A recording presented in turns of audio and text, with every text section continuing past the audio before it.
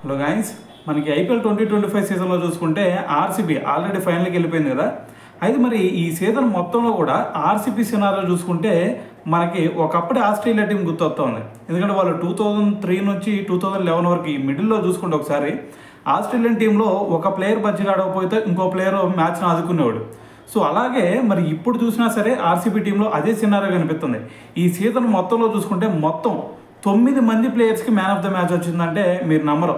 So ఎందుకంటే మరి ఈ సీజన్ మొత్తంలో చూసుకుంటే టాప్ ఆర్డర్ నుంచి చివరి బౌలర్స్ వరకు ప్రతి ఒక్కరు ఒక్కొక్క మ్యాచ్లో విజృంభించి మ్యాచ్ని విజయతీరాలకు చేర్చి దాని తర్వాత వాళ్ళు మ్యాన్ ఆఫ్ ద మ్యాచ్కి నిలవడం జరిగింది. అయితే మరి ఈ సీజన్లో అసలు అలా 9 మంది ఎవరు అసలు ఎవరెవరికి మ్యాన్ ఆఫ్ ద మ్యాచ్ వచ్చింది అనేది ఒకసారి చూద్దాం. అయితే first Philip Salt. So Philip Salt కూడా ఒక మ్యాచ్లో కొట్టేశాడు. దాని తర్వాత అతను కూడా మ్యాన్ ఆఫ్ ద మ్యాచ్ వచ్చింది. దాని తర్వాత విరాట్ కోహ్లీకి ఒక మ్యాచ్లో వచ్చింది. దాని తర్వాత జితేష్ శర్మకి, దాని తర్వాత రజత్ పటిదార్కి. సో దాని తర్వాత వచ్చేసరికి వీళ్ళకెళ్ళి ఆల్రౌండర్స్ అయిన కృణాల్ పాండ్యా, దాని తర్వాత వచ్చేసరికి రొమారియో షెఫర్డ్, దాని తర్వాత టిమ్ డేవిడ్కి కూడా ఒకసారి మ్యాన్ ఆఫ్ ద మ్యాచ్ లభించింది. సో దాని తర్వాత బౌలర్స్లో చూసుకుంటే హ్యాజల్వుడ్కి ఒక మ్యాచ్లో మరి మ్యాన్ ఆఫ్ ద మ్యాచ్ వచ్చింది. మొన్న మ్యాచ్లో చూసుకుంటే సుయాష్ శర్మ స్పిన్తో అదరగొట్టాడు కాబట్టి సో అతనికి కూడా మ్యాన్ ఆఫ్ ద మ్యాచ్ దక్కింది.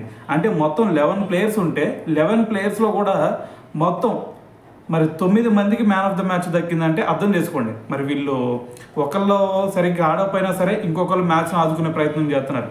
సో మరి ఇటువంటి టీం చూస్తుంటే ఒకప్పుడు ఆస్ట్రేలియా టీమే గుర్తొస్తూ ఉంది. ఇదే పర్ఫార్మెన్స్ కనుక ఇచ్చారు అంటే రేపు ఫైనల్కి ముంబై వచ్చినా పంజాబ్ వచ్చినా ఎవరు వచ్చినా సరే మరి ఆర్సీబీ కప్పు కొట్టే ఛాన్సే కనిపిస్తూ ఉన్నాయి ఇదే పర్ఫార్మెన్స్ కనుక ఇస్తే. సో ఏదైనా సరే మరి దీని గురించి వీళ్ళ పర్ఫార్మెన్స్ గురించి మరి మీరేమనుకుంటున్నారు అనేది కింద కామెంట్ చేయండి.